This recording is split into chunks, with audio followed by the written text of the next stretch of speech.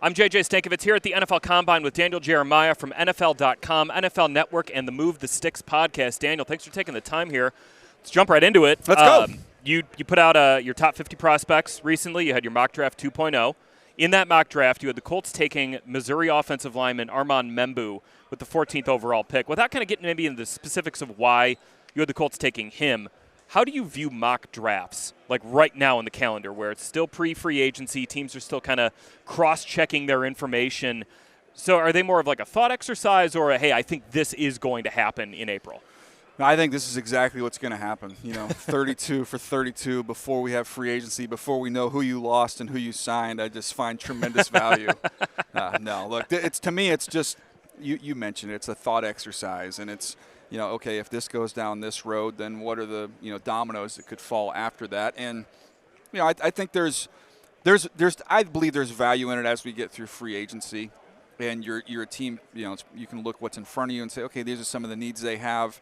If we were to, want to target a specific player and they have a glaring need, now we know we need to move, or there's, this is our need. We know there's nobody right behind us that's going to be, going in that direction. We can slide back. So I think there's value in understanding what teams are looking for and who they could identify to fill those needs. I think there's value at that point in time. The pre-free agency stuff, it's a fun exercise. Yeah.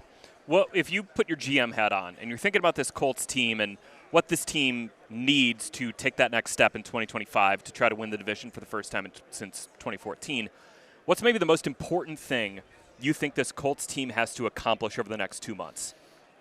Wow. I think help the quarterback, would probably be up there towards the top. I know defensively there's holes and, impact that needs to be had in upgrading some pieces there, particularly in the secondary. But look, this Colts team is going to go as far as the quarterback play is going to take him. So that's trying to find ways to help him out, whether that's with the offensive line. I love the idea of a big-time tight end to throw into the mix there with them, give them a little difference maker to complement some of the other pieces that they have. But that's especially in the AFC, in that conference with all these quarterbacks and these offenses that you have to go through. You've got to find a way to get your quarterback playing at a higher level. So who among that group then, it's kind of a broad thing about how can you support the quarterback. Who among that group should Colts fans have their eye on this week during the NFL Combine, during the stuff that we get to see in terms of the testing? Well, I think you start those two tight ends, in the first round with Warren. Penn State, Tyler Warren. I think you're going to see him, if provided he tests, I think it's going to be better than people think. He's so big and almost kind of lumbering that I think people mistake that for saying, oh, he can't run, when in fact you watch he's gobbling up 5 yards every 2 strides. He can just stride it out. He's running away from people. You see him carry the football. What he does in that regard shows you what kind of athlete he is. So him with Colston Loveland, who's a little more, polished as a route runner, more in and out stuff, pivot routes and option routes, those things. You'll see him work if he, again, fingers crossed that we see these guys go out there and work out. Those would be two fun guys to follow. Tight ends have kind of gotten a little smaller over the years, where offenses are kind of emphasizing speed and passing. But this year, with the NFL starting to maybe lurch back toward, hey, you got to be able to run the football, is that wide tight end, which I believe Tyler Warren would fit that bill, is that becoming a little bit more important than – I mean, it's always been important, but maybe just taking a little added importance in how teams are constructing their rosters? Yeah, it's a great question, but if you look at defensively, kind of the shell coverage everybody's playing, let's limit explosives. It started with the Chiefs' offense with Tyreek Hill in those years and how dynamic they were, and people said, whoa, we can't. Sudden death is not the way to go. Well, you got to have a slow bleed here, so we're going to play these 2 high safeties. We're going to play shell coverage, keep the ball in front of you, limit explosives. And so now teams have combated that with, okay, we're going to beef up, we're going to get some more size, and we're going to hammer you with the run game because you're one light in the box. So having a wide tight end, I always joke that every tight end is popular in either the quarterback's room or the running back's room. When you find one who can be popular and well-loved in both of those rooms, you've got something. And to me, that's like Warren, at a Penn State. He's somebody your running back's going to love running behind him because he can maul people on the edge. And your quarterback's going to like the fact that he's got a roving billboard going down the seam. The impact of NIL and the transfer portal, I kind of want to get your thoughts on this.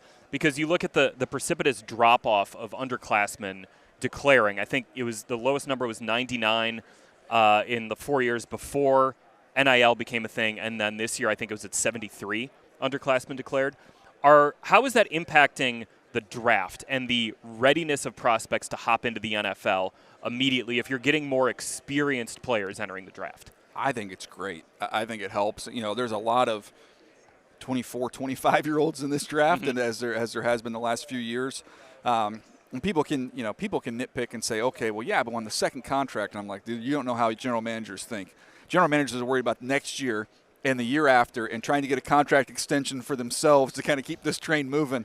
If I get 4 or 5, quality years out of a draft pick, that's a good pick. And these guys, you can't develop in the NFL with the limits on practice time and time on the field. Man, you can have the best coaches in the world. You don't have the time to develop them. So those guys getting those quality reps and getting developed in college and arriving ready to roll, I think is a good thing. And good for the players, too, because you now have options. You're not just, I got to go to the NFL so I can make some money, even though you're going to be a fourth-round pick. Well, you might make more money staying in college, which is going to help you in the short term. You're also going to get the development and the reps that you need to get better. Going back to the Colts, and you're talking about, okay, you got to build around the quarterback, and Anthony Richardson being that guy going into year 3. He is a guy who didn't have a lot of experience in college. He hasn't thrown 400 passes yet in the NFL. Where do you see knowing what you knew about him as a prospect and then following along what he's done the last 2 years, where do you see an area of growth that he needs to make in 2025 to establish himself as that guy, the starting quarterback of the Colts in the NFL? Just do the easy things. Take the easy layups, take the easy wins.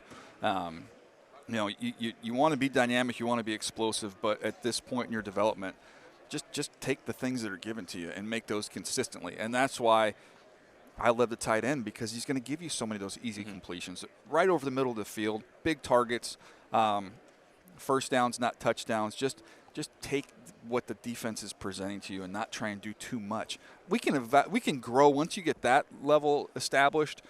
Now we can get creative and do some of the other things we want to do, but he hasn't got to that point yet. How do you look at when you evaluate guys and then they enter the NFL? And after their rookie year, do you look back and do you look at, okay, I evaluated this guy in this way, and he went out and did that? And this is a specific question about Laiatu Latu. Yeah. Who had 4 sacks last year. Maybe he wasn't where Jared Verse was or Chop Robinson was. But how do you evaluate like a defensive end after 1 year in the NFL, knowing what you knew about them in college and knowing maybe the development curve of that position? Yeah, I think there is patience there.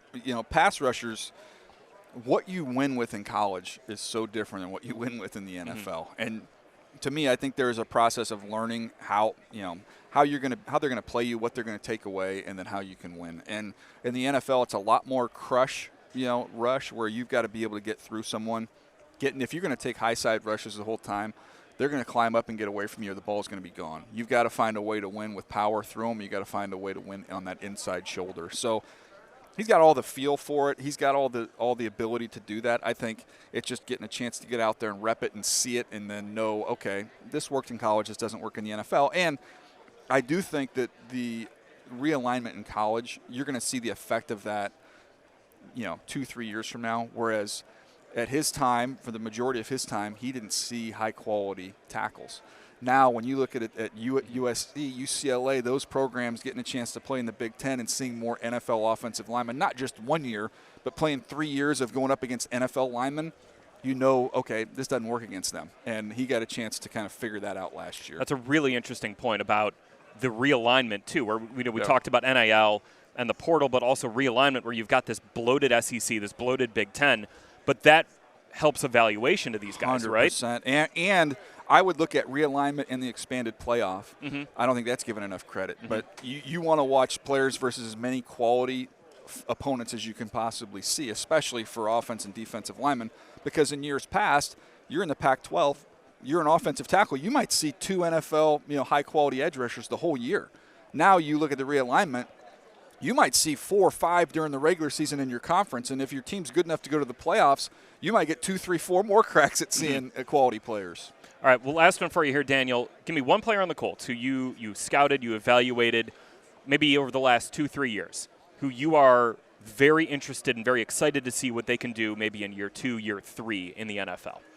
Ooh, that's a good question. Adonai Mitchell would be the one.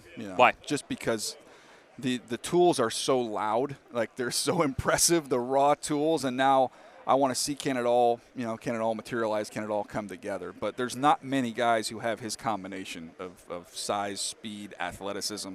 Like he has a lot in his body. Awesome. All right, Daniel Jeremiah from NFL.com, NFL Network, and the Move